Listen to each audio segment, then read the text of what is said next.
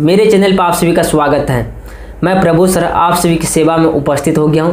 आज की क्लास में मैं आप सभी के लिए लेकर आ गया हूं बायोलॉजी का चैप्टर नंबर 4। आज का क्लास ये लास्ट क्लास होगा, यानी चैप्टर नंबर 4 का जो है ये लास्ट क्लास होगा। इसीलिए आप सभी जो है कंटिन्यू बने रहने का प्रयास करिएगा। साथ ही साथ हमारे यानी व्हाट्सएप ग्रुप से आप जुड़ने का प्रयास कीजिए। साथ ही साथ हमारे जो आप टेलीग्राम ग्रुप से आप भी जुड़ सकते हैं। टेलीग्राम भी हम चैनल एक बना देंगे, उससे आप जुड़ सकते हैं। वहाँ पर आपको PDF प्रोवाइड किया जाएगा। PDF के लिए कोई रुपया पैसा की ज़रूरी नहीं है। अब यहाँ पे देखने का हम बात करेंगे तो देखिए, सबसे पहले हम इम्पोर्टेंट यही बात है कि आप व्हाट्सएप ग्रुप में जुड़ने का प्रयास करिए और साथ ही साथ इस वीडियो को ज़्यादा से ज़्यादा अपने स्टूडेंट और दोस्तों के पास क्या करिए, शेयर करने का प्रयास करिएगा, ताकि उन सभी को भी ये अच्छा से सिलेबस यानी कंप्लीट हो जाए। और इस चैनल के माध्यम से हम जो है बिहार बोर्ड का सारा कंप्लीट सिलेबस को कवर करूँगा। तो आप लोग जो है बने रहने का प्रयास करिएगा और जितना हो सके सभी अपने फ्रेंड्स को जोड़ने का प्रयास करिए।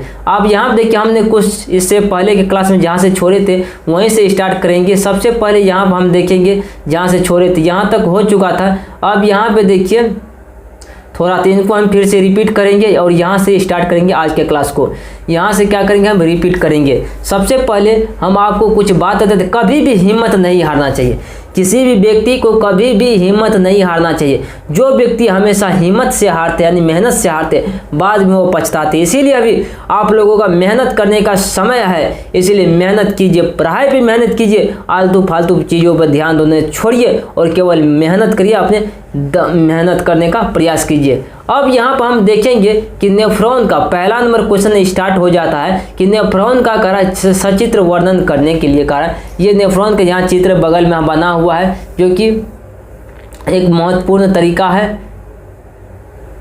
ठीक, यहाँ देखिए नेफ्रॉन का ये चित्र बना हुआ है। इसके बाद देखिए कारण उत्तर नेफ्रॉन का हम बता चुके आपको, फिर भी कारण नेफ्रॉन किडनी की संरचनात्मक और क्रियात्मक इकाई होती है। ये जो होती है किडनी, नेफ्रॉन जो होता है वृक्क का यानी किडनी का जो संरचनात्मक एवं क्रियात्मक इकाई होती है, जिससे वृक्काणु भी कहा जाता है। जिसे क्या वृक्काणु भी कहा जाता है। प्रत्येक वृक्क में लगभग 10 लाख से अधिक नेफ्रॉन होते हैं। कितना होते हैं, 10 लाख से अधिक नेफ्रॉन होते हैं। इसकी संरचना मुख्य रूप से 2 भागों में विभाजित होती है। इसकी संरचना मुख्य रूप से कितने भागों में विभाजित होती है, 2 भागों में विभाजित होती है।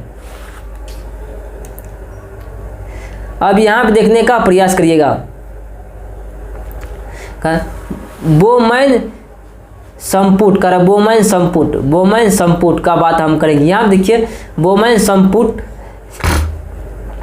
यह एक प्याले के आकार की संरचना होती है, यानी प्याले के आकार की संरचना होती है, जिसमें रक्त निस्यदन और की क्रिया होती है, जिसके भीतर ग्लोमेरुलस नामक जाल जैसी रुधिर कोशिकाओं की संरचना होती है। अब यहाँ देखिए मलपिघ्य संरचना, यह ग्लोमेरुलस और जो बोमेन संपुट से मिलकर बनती है। किससे मिलकर बनती है, इससे मिलकर बनती है। अब यहाँ पर देखिएगा थोड़ा सा पादप में उत्सर्जन, यहाँ तक हम देख रहे थे कि मनुष्य में उत्सर्जन का हम बात करेंगे। अब देखेंगे पादप मीन्स पौधे में उत्सर्जन का हम बात करेंगे। आखिर पौधे में उत्सर्जन जो है किस प्रकार से होते हैं, तो ध्यान पूर्वक से आप सुनने का प्रयास कीजिए कि पौधे में किस प्रकार से उत्सर्जन होती है। सबसे पहले हम बात करेंगे, यहाँ पे देखिए इस क्वेश्चन का आंसर देखने का प्रयास करिए। कर पौधे में उत्सर्जन के लिए कोई विशेष अंग नहीं पाए जाते हैं। ध्यान दीजिए, मनुष्य में उत्सर्जन के लिए विशेष अंग पाए जाते हैं, लेकिन पौधे में उत्सर्जन के लिए विशेष अंग नहीं पाए जाते। वे अपने उत्सर्जी पदार्थों को विभिन्न तरीकों से निष्कासित करते हैं। अब देखिए पेड़ पौधे जो होते हैं वो अपने उत्सर्जी पदार्थों के विभिन्न तरीके से निष्कासित करते हैं। गैस से उत्सर्जन देखिए, श्वसन के दौरान निष्कासित कार्बन डाइऑक्साइड गैस CO2 एवं प्रकाश संश्लेषण से उत्पन्न ऑक्सीजन CO2 गैस विसरण द्वारा पत्तियों के रंध्र एवं अन्य भागों में रिक्त का स्थित वातरंध्र के माध्यम से बाहर निकल जाती है। किसके माध्यम से, यानी वातरंध्र से बाहर निकल जाती है। अब यहाँ देखिए जल का निष्कासन, देखिए पेड़ पौधा जल का निष्कासन कैसे करता है। आप तो लोग तो ये बात देखे थे पहला नंबर क्वेश्चन, यानी ऑक्सीजन का यह निष्कासन किस प्रकार से करता है। अब देखेंगे हम जल का निष्कासन। यहाँ देखिए पौधे में जल मुख्य रूप से वाष्पोत्सर्जन द्वारा निष्कासित होता है। पौधे में जल किसके द्वारा निष्कासित होता है? वाष्पोत्सर्जन द्वारा निष्कासित होता है, जो मुख्य रंध्र द्वारा संपन्न होता है। जो क्या होता है? मुख्य रंध्र द्वारा संपन्न होता है। कुछ जल गुटेंशन और प्रक्रिया द्वारा भी पौधे के विभिन्न छिद्रों से बाहर निकलता है। क्या होता है? पौधे के विभिन्न छिद्रों से बाहर निकलता है। अब यहाँ हम देखिए कह रहा अन्य, क्या बात करेंगे हम? अन्य का बात करेंगे।